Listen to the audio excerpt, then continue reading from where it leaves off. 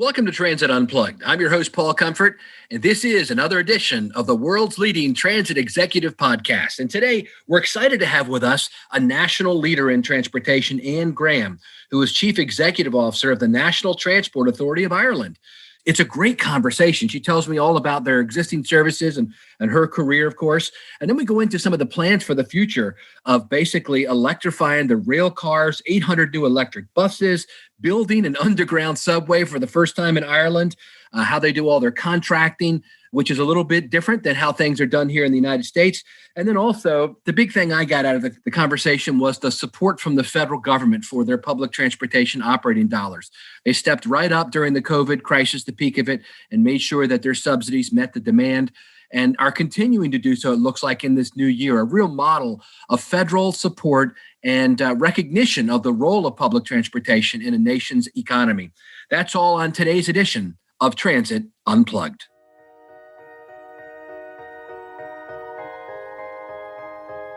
What does it mean to be a successful public transit agency? What are you doing to lead the way? It's time to learn from the top transit professionals. This is Transit Unplugged with your host, Paul Comfort. Welcome to Transit Unplugged. I'm your host, Paul Comfort. And today we're excited to have with us as our guest, Anne Graham, who is CEO of the National Transport Authority in Ireland. Anne's calling in today. We're on Zoom from Dublin. Anne, thank you so much for joining us on Transit Unplugged. Thank you very much for the invitation. I'm delighted to be here, delighted to let you know what's happening in Ireland. Yeah, very excited. I've got some of my best friends are Irish, so I'm sure they're going to love to listen to this. I got a good buddy named Fred McNeil who I'm sure will love to listen to the podcast. Well, the Irish are everywhere, so we've got friends everywhere in every country. That's right. Well, I guess first off, just like you and I were talking about before we came on the air, tell us a little bit about Ireland. I'm not sure that everyone in the U.S. or other places around the world understand that you're a separate country from the United Kingdom and all that stuff. Kind of walk us through the context. Yeah, so Ireland is quite a small island off the western periphery of Europe. And we're divided north and south. So I live in the Republic of Ireland and our capital will be Dublin. And the north of Ireland then is connected to the UK, which is our sister island beside us, and have strong links naturally enough to the UK. But we work very closely with our Northern Ireland colleagues as well in terms of public transport. So just to give you a feel for the island, the Republic is about 30,000 square miles in size. Okay. So it's about the kind of size of South Carolina, the state of South Carolina. That should give you an idea of what size we are. So we're a relatively small country. But we like to think big. Population of the whole island is 6.5 million and about 5 million in the Republic of Ireland. Okay. Oh, so the north part only has 1.5 million people? Yeah, that's right. Okay. That's right. And their capital is what in the north? Belfast. Right. Belfast. That's what people hear about Dublin and Belfast over here a lot. Now, what's your favorite soccer team, or you call it football, right? Do you all have a home team? Well, you see, there's teams that play in Ireland, so we don't kind of go and look towards the UK. Some people do. There's a lot of connection between in terms of soccer. So my husband's team is Bohemians, which play in North Dublin. So obviously I have to follow what he follows. So, well, first off, tell us a little about yourself. How long have you been there at the system, Sure. And all that kind of stuff? Yeah. Yeah, so I've been in the NTA for about 10 years and the organisation is only in place for those 10 years. So I came at the time that the organisation was being set up. Before that, I worked for Dublin local authorities. So my background is a civil engineer. So I qualified as a civil engineer in the kind of mid-80s and worked as an engineer on the kind of drainage side of things, started in the dirty side of the business and then moved on to traffic engineering and then kind of moved into more the management side of the local authorities and then moved over, as I said, 10 years ago to work in setting up the organisation, the NTA, and I'm CEO now for the last 6 years. Okay. And what did you start as? I started as the Director of Corporate Services. So I started really in the corporate space to try and build the organisation, staffing, funding, all that kind of building up connections with stakeholders. Then I moved into as Director of the Public Transport Services for 4 or 5 years just to kind of develop our public transport system. And then, as I said, I was CEO now for 6 years. Okay. And tell us about the transit system itself, the scope of what kind of services that you offer there. Yeah, so we contract and we're responsible for the provision of subsidised public transport services. So that's where the state is paying a subsidy for the provision of services. And they would include rail services, so the rail network throughout the island, all our bus services, and we have light rail services in Dublin only. So all those are procured by ourselves, and we're in contract with those operators. A lot of the services, bus services and the heavy rail services are provided by a state-owned company. So still would provide the majority of the services in Ireland.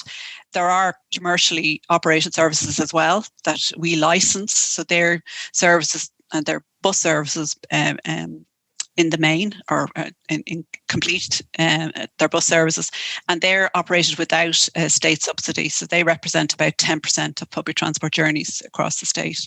So we have a combination of fully licensed commercial services with no state subsidy, and then we step in and provide services where there's an obligation, there's an economic need and a social need to provide services, but they're not financially sustainable.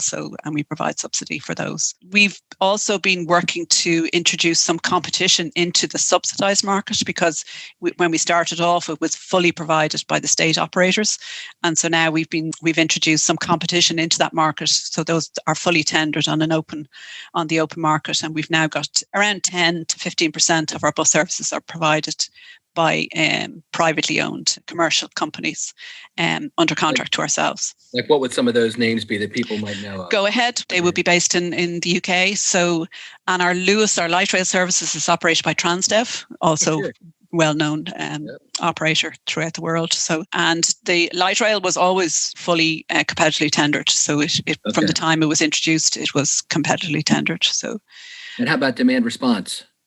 Demand response is primarily on our rural transport services, and it started off our rural transport as a very much community-led transport provision. So it was local community groups getting together to seek funding to provide demand responsive service, primarily serving those communities, very isolated communities, particularly older people, and to bring them and connect them back into their local communities. So that's primarily where our demand responsive services started. So they've been operating for over 10 years now, and we just brought them into the whole public transport family. And so they form a very important part of our transport family. And we are trying to ensure that once they could link somebody that's living in a very isolated rural area into a local town, and they can then transfer to another service, which brings them to a larger town or to a city. So that's where we call our rural transport services local link, because it's very important to connect local people to their local centres. So tell me about ridership and that kind of stuff pre-COVID, now that we're in COVID. How's that impacted you, those kind of things? Yeah, so we had in 2019 a very successful year. So we grew our public transport journeys by 9%, which is quite incredible in one year. Yeah. So now we did invest in additional services, and that's what we're continuing to do, is to identify where there are gaps in our services and to increase those services. But yeah, 9% growth was phenomenal. And it brought us up to around 290 million journeys per year, which was incredible. But naturally, the impact of COVID has been very significant, as it has been across the world. So what we've seen by year end of 2020, compared to 2019, we saw a reduction of 50% in our public transport journeys. But that was primarily, should have been worse, except that we had the first 3 periods of good services, good numbers, back up at the numbers in 2019, and then it just fell off a cliff in March. So reductions down to, we were operating a reduction of about 80 to 90% compared to the previous year. One thing that was introduced by our government in terms of following public health guidance was to insist on a 2-metre social distancing on our public transport services, on all our public transport services. So that meant that reduced the capacity as well on our services quite significantly. And so in and around March, we were operating about 15% to 20% capacity per vehicle. That was the limit of what we could carry and we were allowed to carry. And since then, we've been obviously in the ebb and flow of this pandemic, we've been able to increase our capacity, but our public health guidance have put a constraint on our capacity right through the year. So we only ever reached a maximum of 50% capacity on each fleet when the level of the virus was at its lowest level. So that's kind of unusual. I don't think there's any other country we've come across where an actual capacity constraint was put on per fleet. And we did find at times that we were reaching that capacity. We found it difficult to actually carry people because when the virus levels were low across the summer, and then when schools reopened and colleges and some people did return to their workplace, the numbers were beginning to rise again, and we found that we were having capacity constraints. But now we're in a very severe lockdown again, and our capacity is maxed out at 25%. So we can't go over 25% on our fleet. So I take it then you probably have not cut the number of trips that you're offering. You're keeping it because you have less people you can fit on? Yeah, well, we've tried to maintain as much, and I have to, I suppose, call out the dedication of the operating staff, particularly the frontline drivers and the maintenance crews that kept the transport services going right through the pandemic. And we did, in March, reduce our services a small amount by about 15%, more for resilience, just so that we can ensure that we had spares and on fleet in case there was going to be supply issues. So we are going to do something similar at the moment again, is just reduce our services just about 10 or 15%, even with the capacity constraint, in order to kind of provide some kind of resilience before we hopefully get back up to increased numbers when we get through this crisis. Now, how is your system funded? It's funded directly by the government. So the national government, yeah. Okay. So through our Department of Transport. So normally we would recover about 70% of our costs through fares. So we get our subsidy cover about 30 to 35%. Okay. But last year, naturally enough, because our fare revenue was so reduced, we needed a subsidy. Our fare revenue only covered about 40% of costs. So we needed an extra about 300 million euros for additional subsidy to keep the services going. And obviously there was additional costs associated with additional cleaning and all that kind of thing as well. So yeah, that's what was required last year. And it looks like we'll probably need a similar amount this year as well. And what is your annual operating budget there?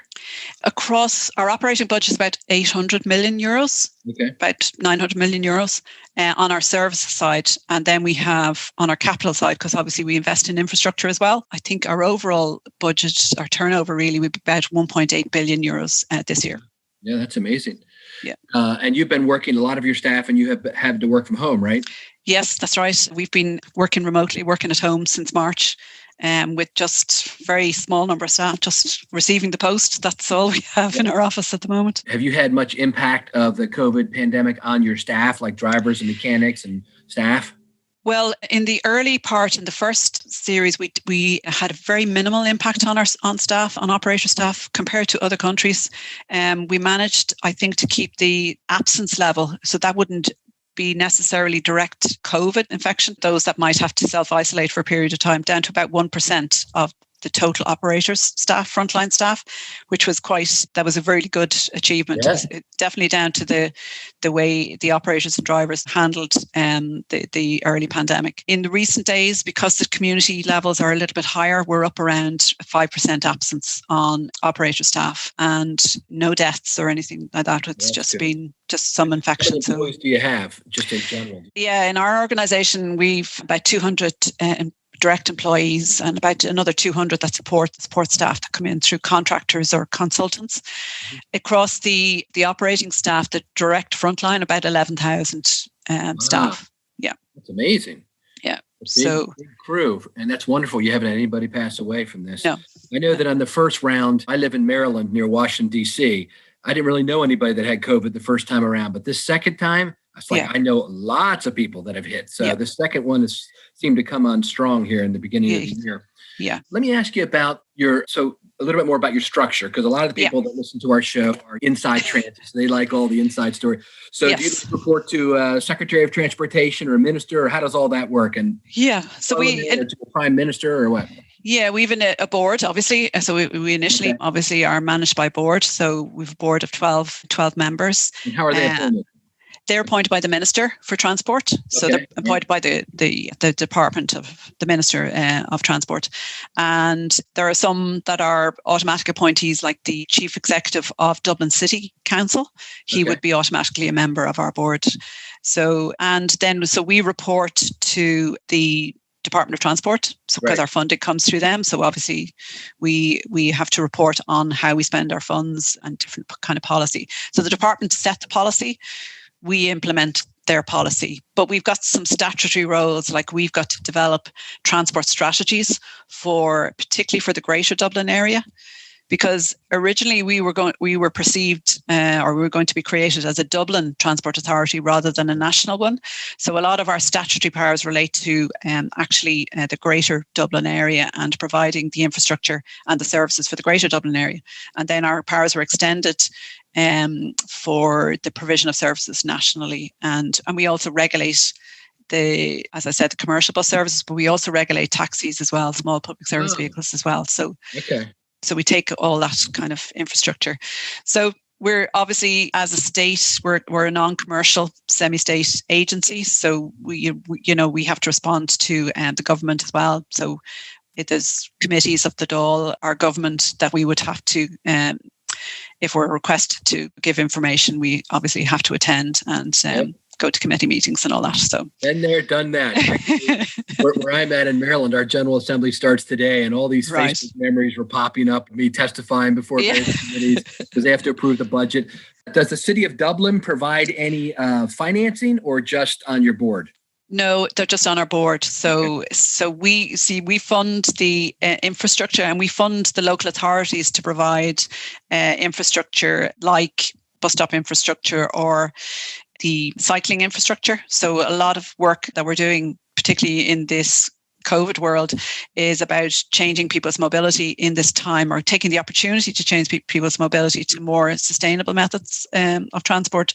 So we're investing quite a bit in our cycling infrastructure, and it would be the local authorities would deliver that infrastructure for us, but we fund it. But we would kind of have the strategies for it. We would kind of decide where the infrastructure should go. But we work very closely with the Dublin local authorities, very, very, very closely. Yeah. So that's great. And how about what's next? I mean, I know you've got, even though we're in the middle of COVID, you've got lots of stuff happening. Lots going on. Yeah, lots going on. So there's a previous government produced a national development plan of the infrastructure development for the next 10 years.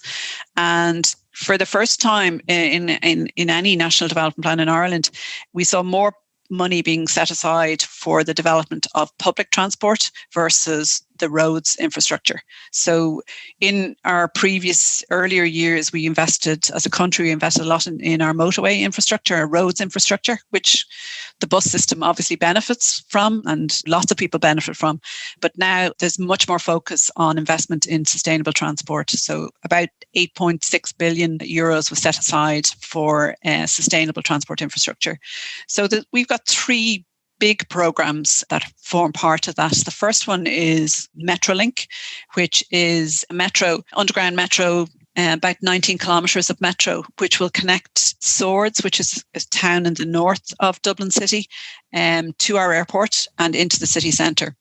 And at the moment, we've gone through quite a significant amount of public consultation.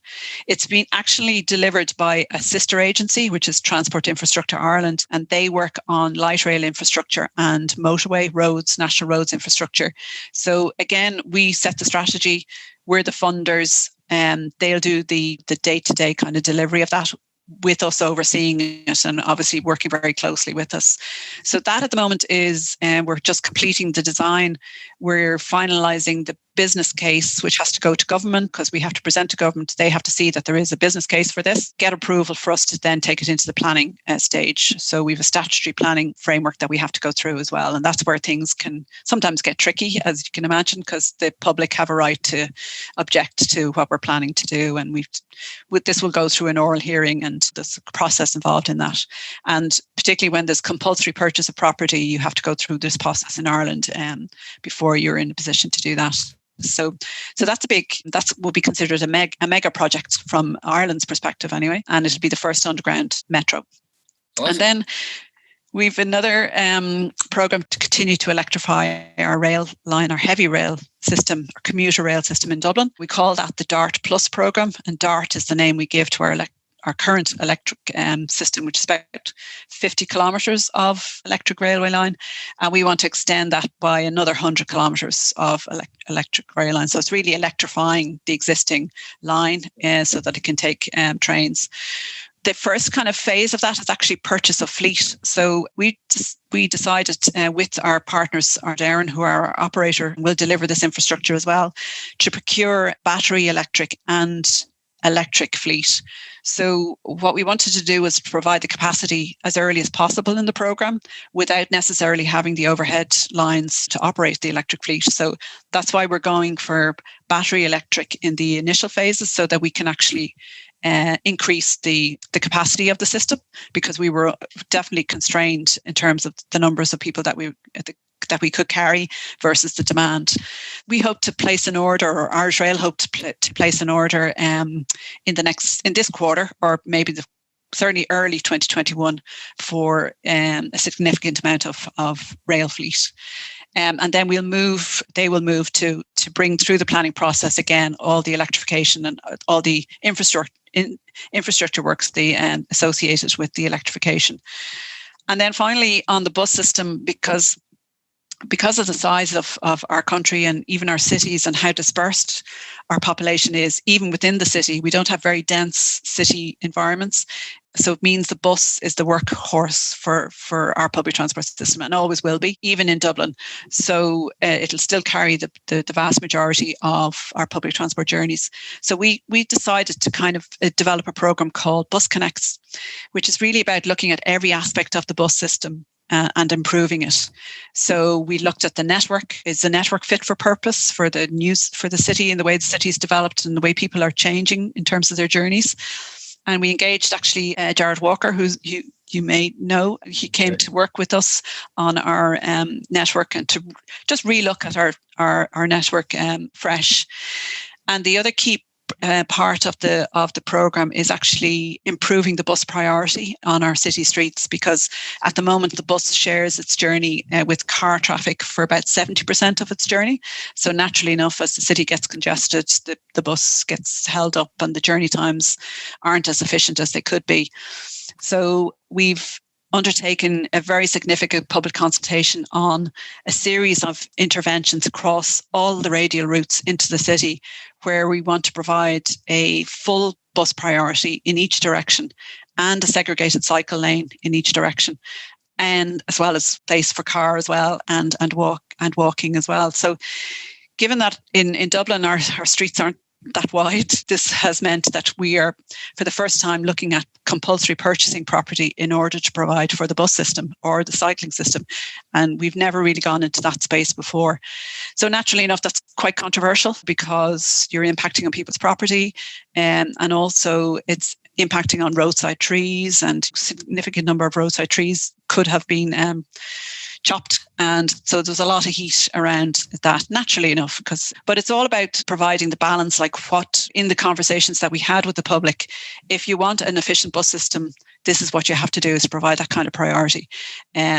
What are you willing to trade for that? And some of the local communities have been willing to trade a car lane in order to get the roadside trees and less impact on property.